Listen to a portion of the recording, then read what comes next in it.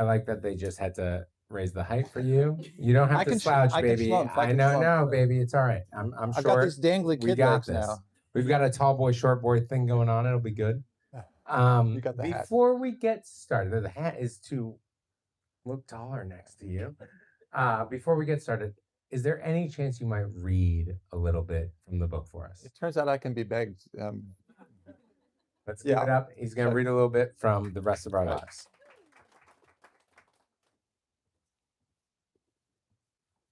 I'm just going to start with the beginning because it doesn't need any explanation. When our son was 12 years old, my wife had an affair with a guy called Zach Zersky, whom she knew from synagogue. He was a little younger, 3 or 4 years, had 3 boys, all younger than our 2 kids, but was in some sense in the same position as my wife. They both had partners who made good money, which meant they didn't have to do much, and got bored and restless and maybe even depressed. Zach's wife was head of oncology at Westchester County. I saw Zach touch Amy's hand under the fold-out table at the Purim Food Bank Drive, under the paper cloth. He was short, about 5'8", broad-shouldered and dark. He wore linen shirts, open at the chest. His chest hair had started going gray. On Sundays, he played guitar for kids at Temple Beth and taught them Jewish songs like Spin, Spin, C'est Vivant, very pro-Israel in a tree-planting, happy-clappy way. He was the kind of guy who danced with all the old ladies and little pigtailed girls at a bar mitzvah, so he could also put his arm around the pretty mothers and nobody would complain. Even before I saw them holding hands, I didn't like him. My parents are Catholic, but my dad thought religion was just a big fancy dress party, and he hated fancy dress. Maybe this is why I never got involved in the synagogue, which meant Amy had a whole social network where she had an identity and I didn't. She told me about Zach after I already knew and after it was already over. Amy had highly developed guilt feelings, which were so strong she couldn't help being mad at whoever she felt guilty toward, which was often me. She said she wanted to make me mad too. She just wanted some kind of reaction. That's all she was looking for, but that's not really my style. If there's something you can do to fix something, I try to do it, but in this case, I wasn't sure what. She said, "You don't feel anything about anything." I said, "Everything I do for you and the kids. Nothing else matters to me." "So what do you want to do?" I asked her. "Do you want a divorce?" But she didn't want that, at least not until the kids had left home. The home and the kids were all she had to show for the last 12 years of her life. The thing with Zach didn't mean anything. It was more like a kind of self-harm. She knew that I knew that when she was a teenager, she used to cut herself on the thigh. A bid for attention. But Amy's a person who tells stories about her motives and actions, which are very persuasive to her as well. So it's sometimes hard to talk about or even work out what's really going on. You fall in love with somebody when you're 26, and you see them in all kinds of different lights and according to their potential. But after years and years of marriage and shared parenting and all the other shared decisions you have to make just to get through the days, you accumulate a lot of data about that person that after a while just seems more or less accurate. If you continue to have illusions, that's your fault. So if you stay married, it's because you've accepted that this is what they're like and what your life with them is like. And you stop expecting them to do or give you things you know perfectly well they're unlikely to do or give you. It's like being a Knicks fan. But I also made a deal with myself. When Miriam goes to college, you can leave too. Maybe this was just another one of those illusions, but it helped me get through the first few months after Amy told me about Zach. And for the sake of the kids, we had to pretend that everything was fine, when in fact, what we obviously had even when things smoothed over, was a C- marriage, which makes it pretty hard to score much higher than a B overall on the rest of your life. Woo!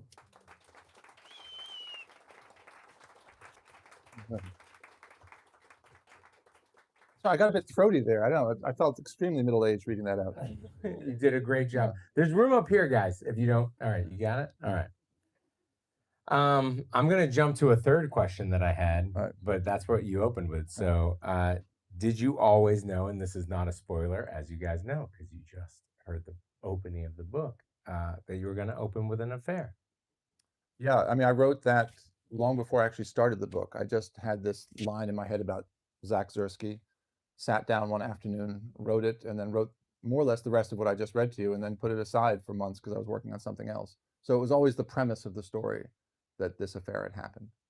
Was this a person that you legitimately do not like, that you just There saw was a out in based the on, world? I don't know where I got, I mean, there's a, That was you. The way you said the name, I wouldn't have asked. I never. I want to be So- clear. Fiction is fiction, and I never ask questions like that. But you said Zach Gerst like so like. Yeah.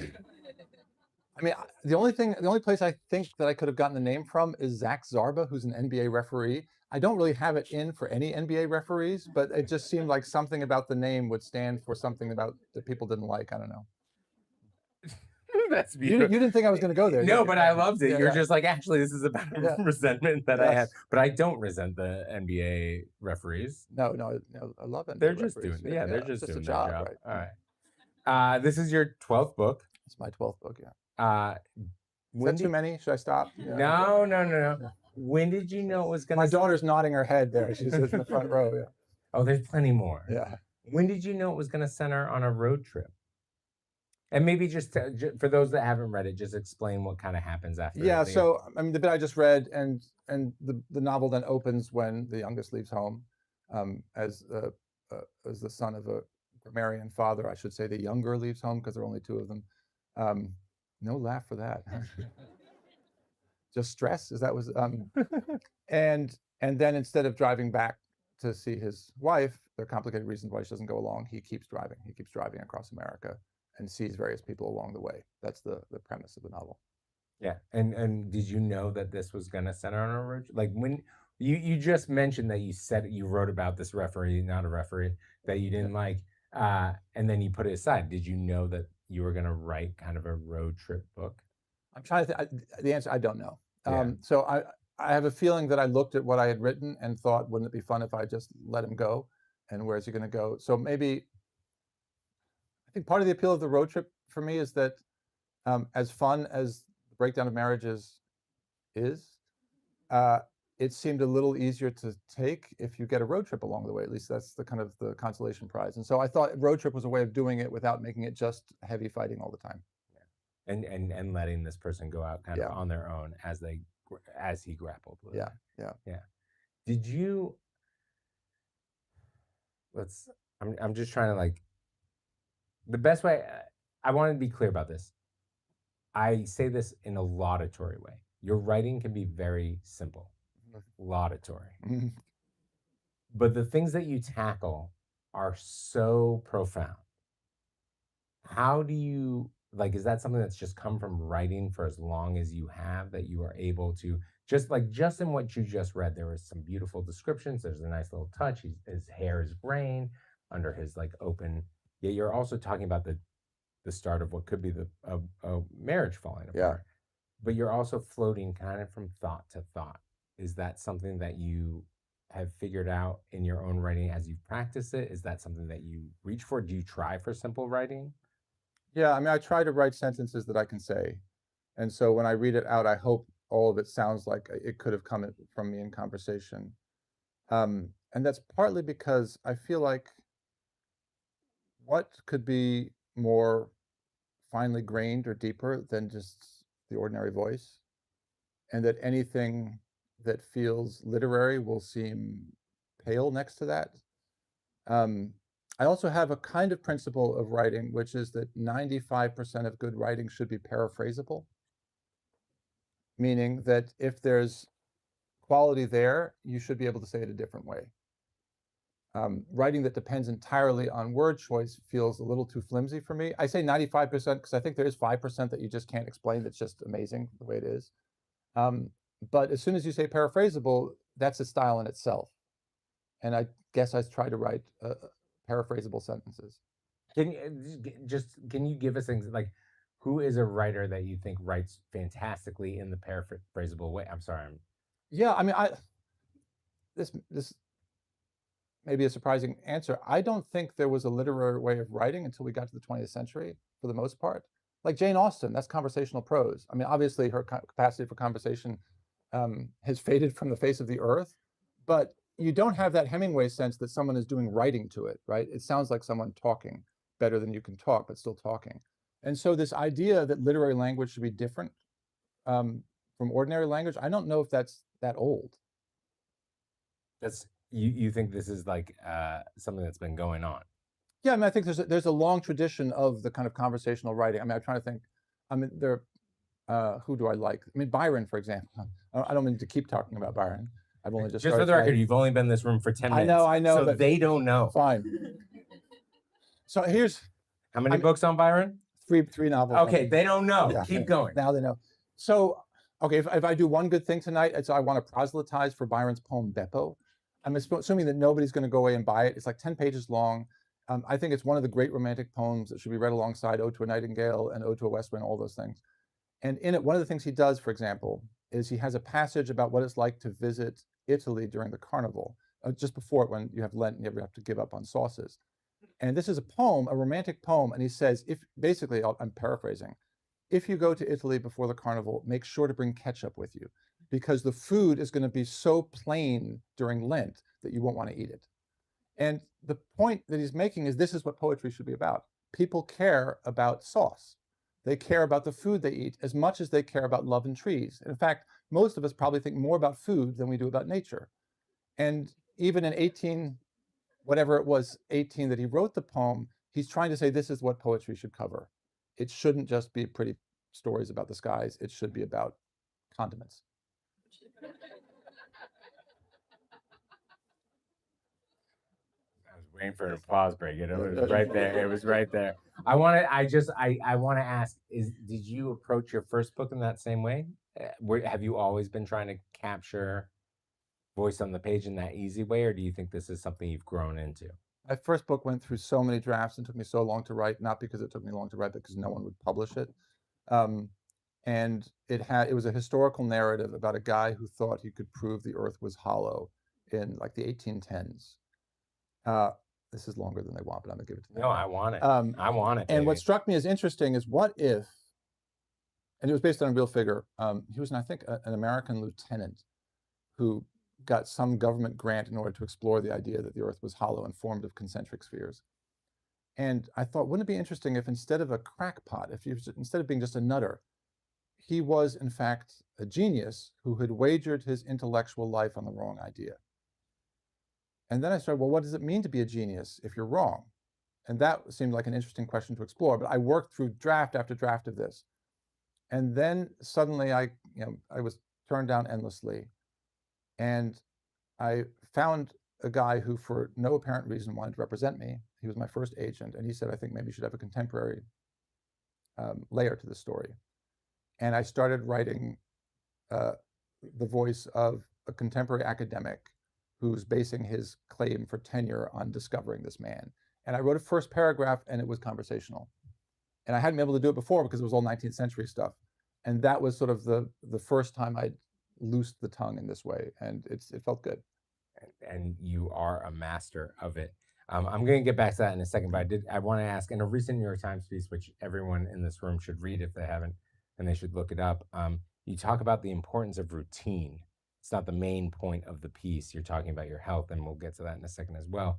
But you're talking about the importance of routine and how you try and teach your students that much of writing is finding the right routine. Would you share with us your routine? Yeah, I mean, it involves a lot of basketball podcasts. I get up. This is in the UK, right? This is in the UK, yeah. So what used to be a social activity has now turned into a form of kind of masturbation. Isolation? Yeah, isolation. I get up, I go for a run, I have breakfast, I listen to a podcast, and I write until lunchtime. I don't care about word counts. Um, I don't have any targets in mind. I just want my ass on the seat until lunch, and if nothing happens, that's fine, and then I stop.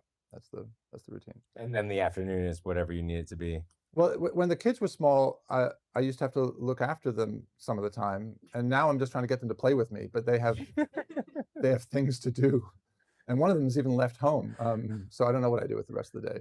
You're gonna figure it out. And more podcasts probably. Just you gotta get into a second sport, Yes, or just a no, second just more basketball. Just a second basketball. It's the only real subject. I should actually be talking. No, I'll give into that in a second. You also wrote in that same New York Times piece. You struggled with an illness. Yes. And that very much informed this novel. Yeah. Without giving too much away of the novel, can you talk to us about the IRL, the in real life side of the coin? I'm glad that you explained that to me. Yeah. Yeah. So when I started writing the book, I had developed a few odd symptoms that I couldn't explain. Really, it seemed like typically middle-aged symptoms. I got suddenly tired when I was running. It didn't seem like a medical emergency, but it felt odd. And I gave those symptoms to my character because it seemed in keeping with the picture I was trying to paint. I think part of the appeal of that, and this maybe sounds really callous now given what happened to me later, was that even though I couldn't persuade a doctor that anything was wrong with me, I had a strong sense that a kind of physical alarm was going off in my body saying you have to pay attention to something. And that alarm seemed worth writing about in the case of a middle-aged man who felt his life had gone off the rails. And so I wanted to capture something about that, alarm ringing out, you have to pay attention, you have to pay attention. I didn't know at the time that, in fact, what I had was a form of lymphoma. And by the end of the book, both my character and I knew what we had. And that changed the course of writing the book for various reasons we could not talk about, but that was the origin of it. I mean, we can talk about We can talk about it, yeah. Yeah, go. Like, I love talking cancer. Yeah. No, we're not talking about. No, we can talk about it. We can talk about it. Go on. Like, how did it change the writing of the book? So, I mean, from the bit I just read, it's a kind of premise of the novel that the guy feels like he's done nothing wrong, and it's the wife who's done something wrong.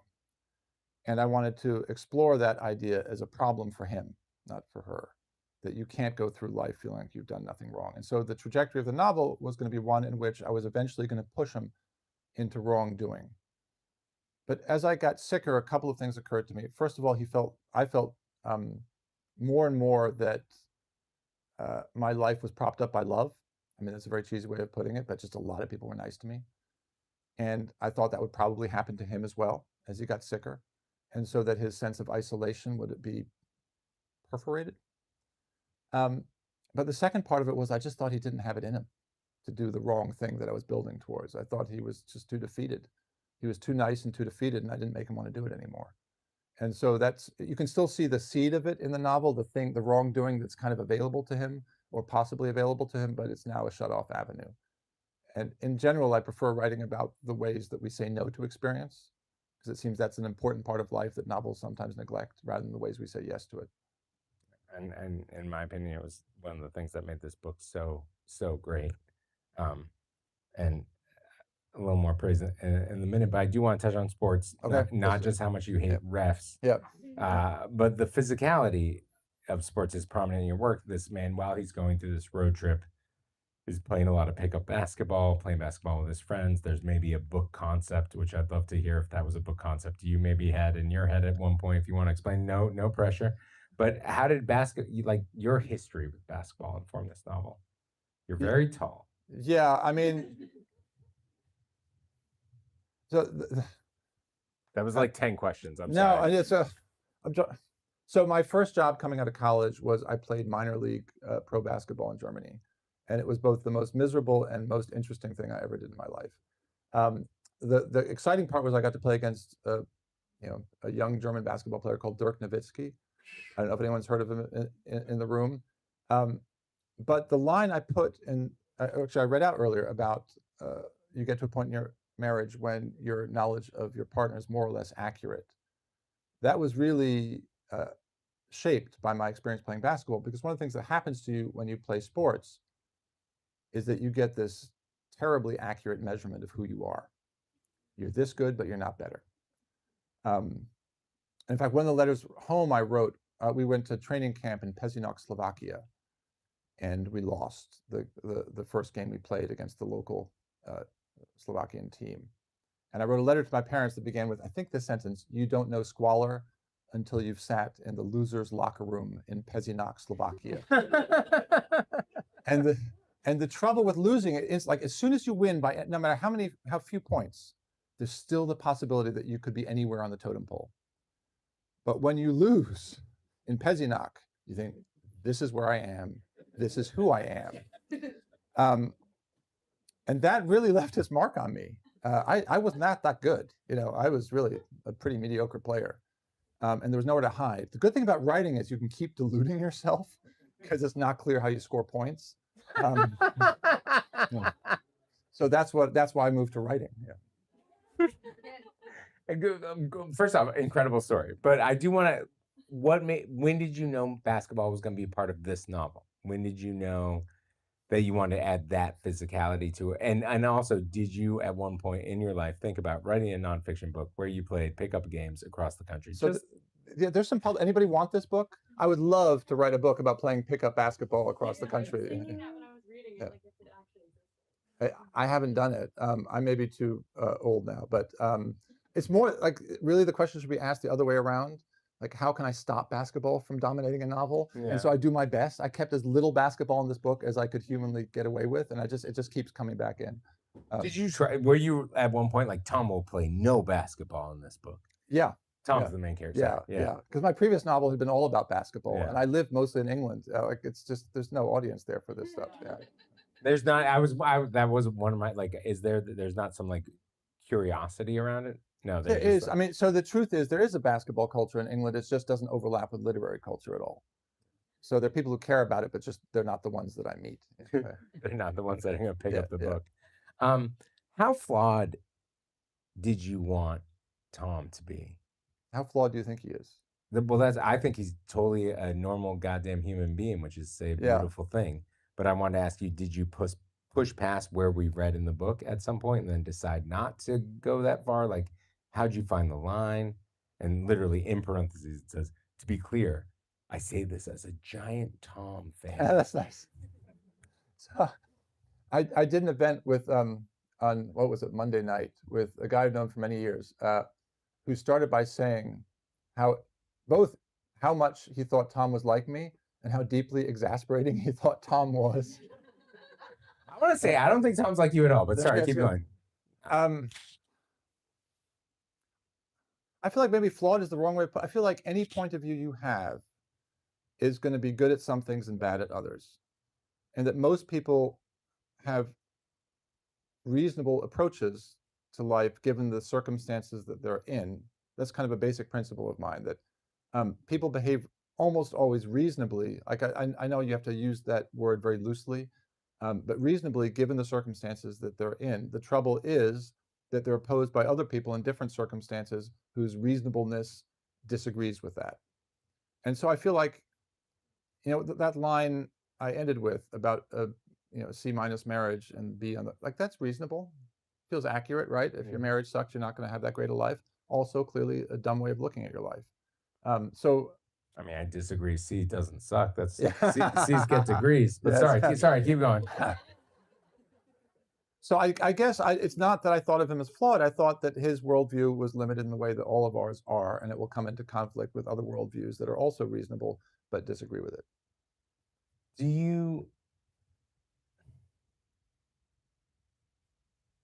I want to, like. Can you explain a little bit about like his job and what's going on there for those that haven't, just like give them a little taste so they buy the book? Yeah, he's a law professor who's been suspended at work because of some complaints students made about something he said in a hate speech class, and also some other complicated stuff. He was consultant on a law firm's investigation of a discriminatory NBA owner, and his name is on the report, which became controversial. And so his dean says, just take a leave of absence for a bit. So apart from everything else, apart from failing health, his kids leaving home, his wife having had the affair, he's also been suspended from work. And so there's nothing tying him down anymore to any aspect of his life, which is why he sets off. And just to clarify, a hate speech class is not just a speech where we just say hate speech. Yeah, right. It is about, it's like an actual law. Well, I mean, like I'm the child of law professors, but that really don't know anything more than that. But like there are arguments about whether you should distinguish between certain kinds of hate speech and others. And he teaches a class on it, and it gets him in trouble. Yeah, and it's incredibly handled. All right, I'm sorry, you're gonna have to suffer through this part because this is a lot. I've been suffering all the way through. Oh, good. You've been doing great. You're really. It doesn't show. No. Something I loved about reading this book is I truly felt like I was in Tom's head. Thoughts flowed so smoothly into one another. Observations scattered throughout. I rarely noticed somehow. So I would start in one place, end in another, and I didn't even understand how you carried me there. When I did actually, like, when I found myself like somewhat noticing it, I turned back pages being like, how did we get from here to here? Genuinely, I think you captured the way a narrative brain flits from thing to thing in such a realistic manner. So my question is, how hard is that to edit, to balance, to write? Is what I'm saying, do you make any sense? No, it does. I'm really pleased by that because, yeah, you know, do you like me more now? Yeah, no. I mean, look, I'm a fan of yours. No, I'm a fan of Tom. No, that's a really... Who is not you? No. My wife really wanted me to make clear, by the way. So like a paid announcement I have to make at the beginning of every event. This marriage is not my marriage. That's right. That's very important. And you didn't go to law school at all. I did not go to law school You're at all. not Tom. No, I'm not Tom. Wife's not wife. Fiction. I find it really hard, partly because my instinct is always to do chronological narrative, and as soon as I move out of it, I feel things get complicated. And the trouble with chronological narrative is that almost nothing significant ever happens in real time.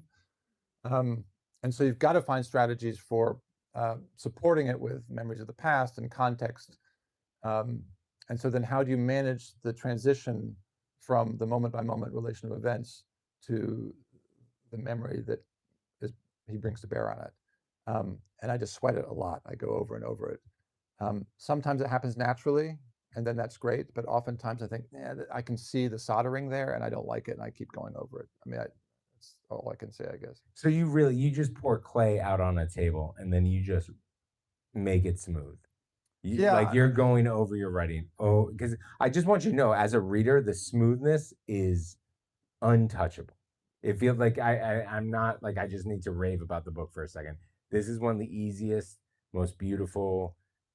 It's so moving but also realistic. But just the readability of it, and not without, and like sometimes I like readability and like, oh, it's written for dumb people like me, and that's great. It's not. This one's not. It's just beautiful the way that you can't find the seams. And you just go over it and over it again until those seams don't show? I guess. I mean, the other thing I would say is another rule of thumb I have is that you can't totally edit your way to good writing. At some point, you got to flow. And so then the question is, how can you bring yourself to that point? I don't know. I mean, this comes back to basketball, right? There's, as everything does. Like I don't know how many of you spend an hour a day working on your jump shots in the room. This was like, I saw 3 heads nodding, which I have follow-up questions for you all, but keep going. But it seems to me one of the hard things about a jump shot is that if you do it right, you'll be mechanical and you'll miss. And if you rely on flow, you'll get into bad habits and you'll miss. And so the whole art has to do with this tension between flow and form, which is a constant negotiation. And that feels true of writing too. Jesus. I don't talk after that, but that's incredible, and I need to go write that down. This seems so arbitrary after that. That was beautiful. It's also a really great road novel. No, but it genuinely is. I wanted to ask, what are some of, like, do you have some great And I don't even want to just capture it in books. Like, do you have some great road novels that you love, but also like road movies? Like, how did you get in the frame of mind? Did you act like I know because I read the New York Times piece, you've done some road trips yourself. Yeah, I mean, so I've talked about Rabbit Run, which I think is an amazing book. It's not quite a road trip novel because he doesn't get very far. I mean, really, there were three. Uh, I've done three big road trips in my life, and they were all, in their own ways, hugely important to me. The first was I had. Trying to think how far back I should go in this story. All the way. All the way. All right. So when I was a junior in college, I took a junior abroad and went to Oxford for a semester. And I did it on some international study program, which offered you, if you paid an extra 40 pounds a month for rooming, the chance to live with a real Englishman.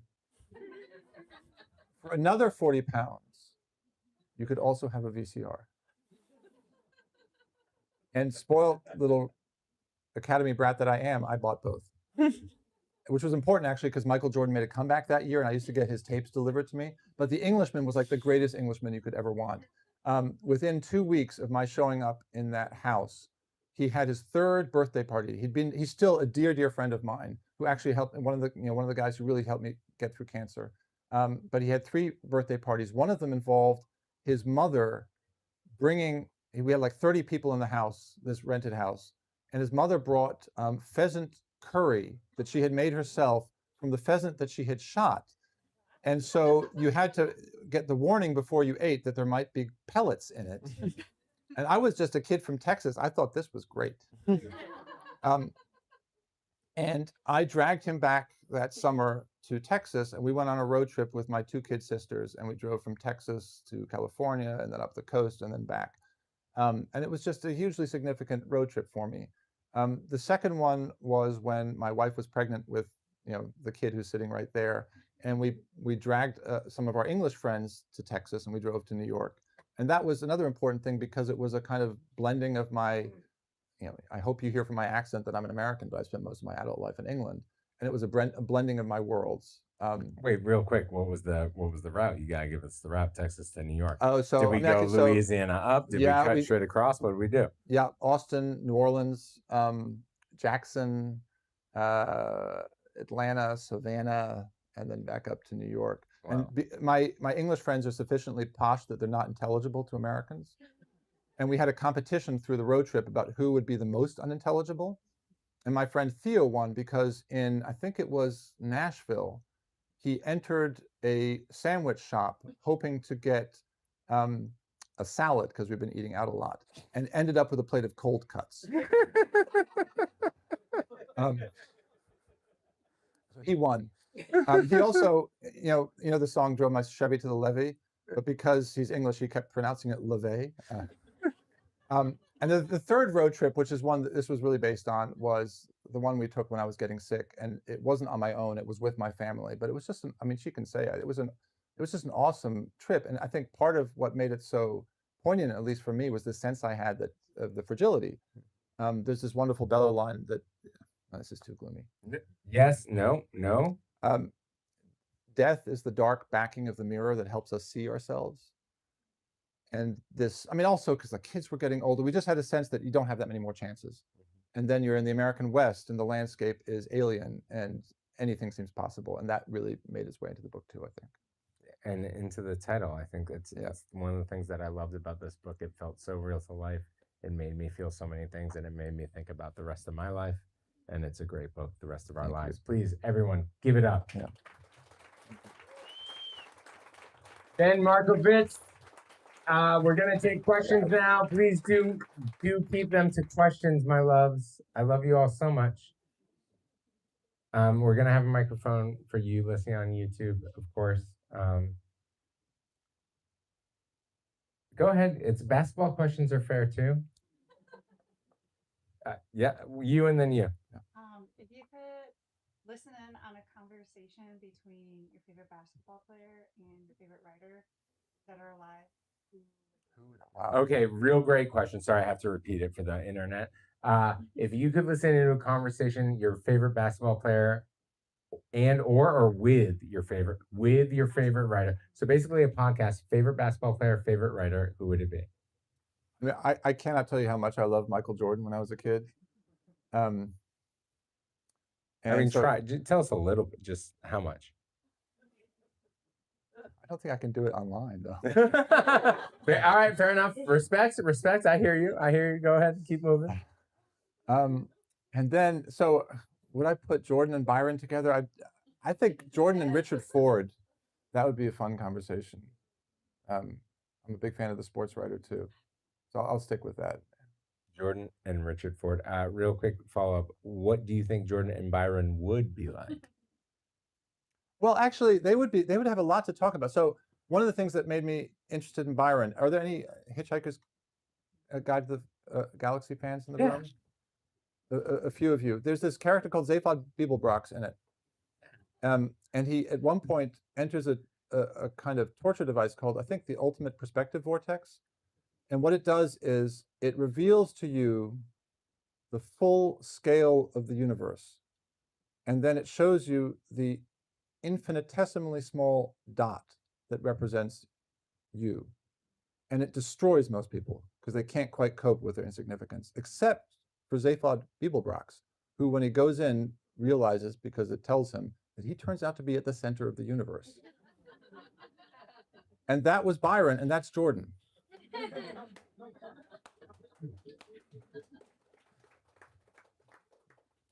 So that's the podcast name. That's the podcast. Center of the universe, yes. With Michael Jordan, yeah. And Lord Byron. Right.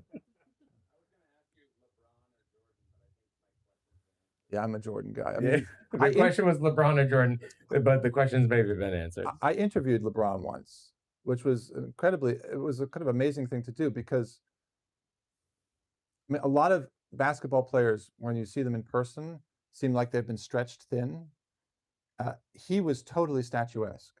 So he's bigger in all dimensions. He's just he's like a statue of a famous person. That's how big he is. And the other thing that really struck me is that because he's so famous, he has to be enormously patient with all the pestering, childlike, unfamous people around him that are asking him for things.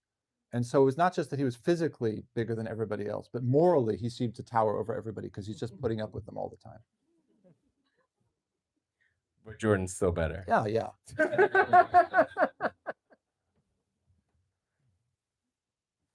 Go ahead, miss.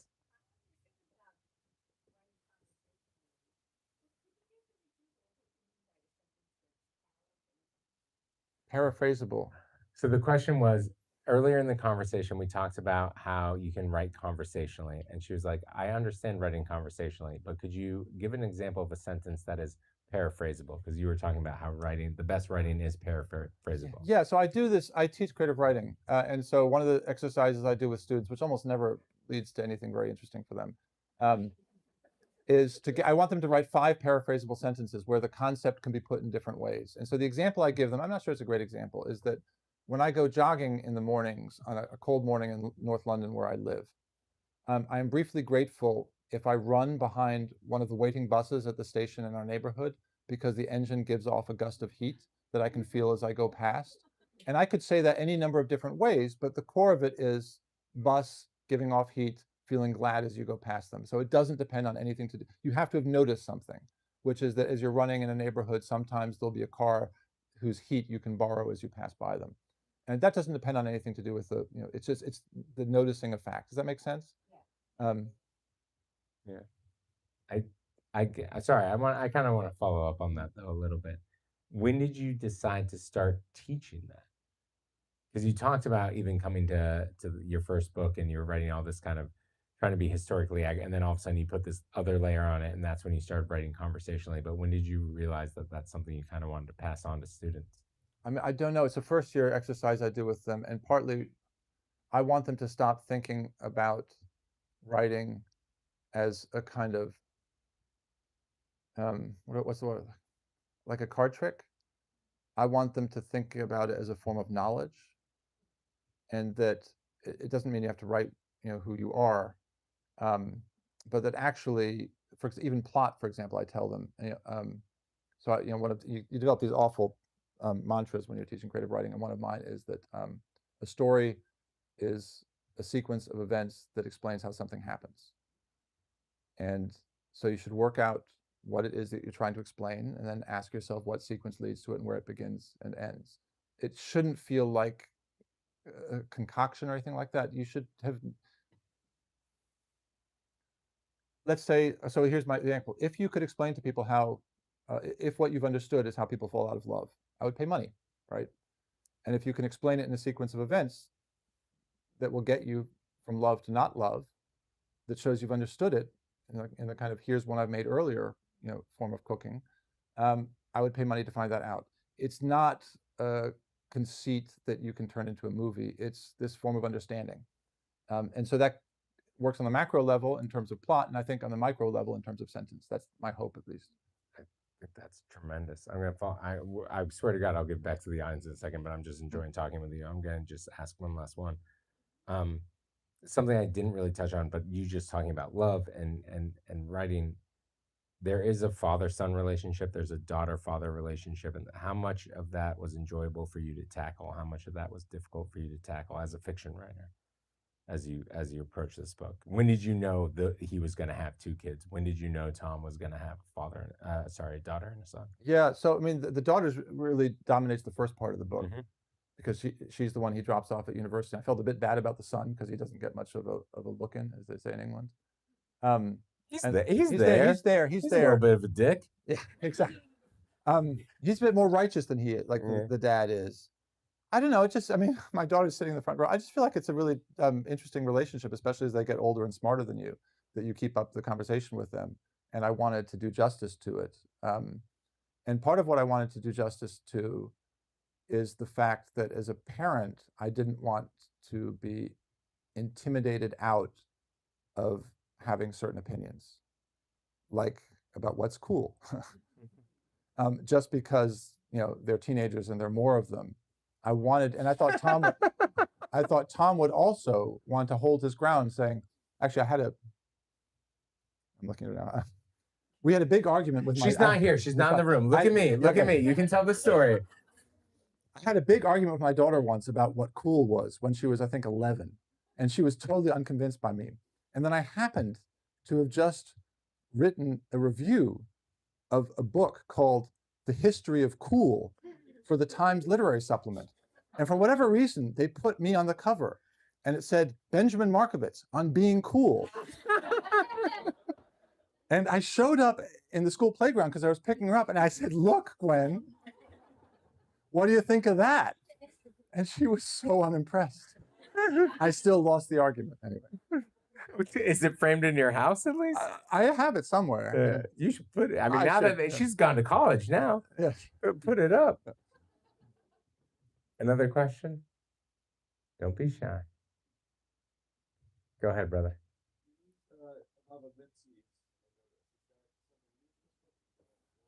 No, I have. I mean, I feel like... Sorry, I got to say for the YouTube kids, you use a lot of ellipses in this book. Is that new? I really started doing that in a novel I wrote called Christmas in Austin. And the reason I did Which one was that? Do you remember number-wise? I think 9, maybe. Okay. I wrote 2 novels about a big family of Texan Jews. The first is called A Weekend in New York, and it's set over the weekend of the U.S. Open because one of them is a tennis player. And the second is called Christmas in Austin because it's a week in Texas. And New York, I kept editing what I was writing as I went along, partly because I kept on taking the subway and the spaces were more confined and it seemed appropriate to keep polishing it. And then I got to Texas and I was feeling very cramped by this constant rewriting of what I had done the day before. And part of what occurred to me is that I quite often liked the beginning of a sentence that I'd written. And then as I tried to tie it up with the second half of a sentence, it felt phony to me as I was trying to make it coherent. And then I would try to redraft it so that the whole thing felt right. But then I never liked the redraft as much as I liked the beginning of the sentence. And it occurred to me that this is actually how we think. We think often in gobbets of thought that aren't necessarily connected grammatically into a sentence unit. And then the question was, how could I use that?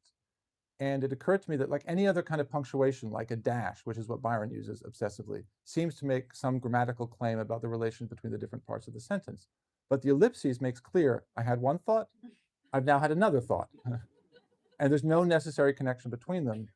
And I really started to use the ellipses then, and I've kind of stuck with it. Does that make any kind of sense? Yeah. And that was a great question. And I genuinely want to say, I feel like that was part of the joy of reading it. Like I said earlier, it's Right, like the you trail feel of like thought, you're yeah. genuinely following somebody's trail of thought, and they're cohesive, yet they're spanning so many different aspects. If I could ask one last question, unless somebody's dying, speak now for, all right. If you were to go on a road trip right now with the people in your life and thinking about how, again, everyone should go read the New York Times piece, but like how one can become present when one is faced with one's own mortality, what would your dream road trip be right now? Well, we're doing another one. As a kind of next So summer. they better like it. Yeah, well, so I mean, who would come on it, or what direction would I go? Yeah, I was your family. No, I just meant map it out. So we're It's we're you, doing Byron, and Jordan. Yeah, I would like that actually. Yeah, I know. Kids, there's no room in the car. So this time we're doing the opposite. So the road trip I did when I was getting sick was Texas to California, and this time we're doing Texas to New York. Yeah, that's the vision. Do you think you'll do the same New Orleans and up the coast? We're gonna hit New Orleans, yeah, because my kids have not seen it. Stay with some friends along the way. Yeah, I can't wait.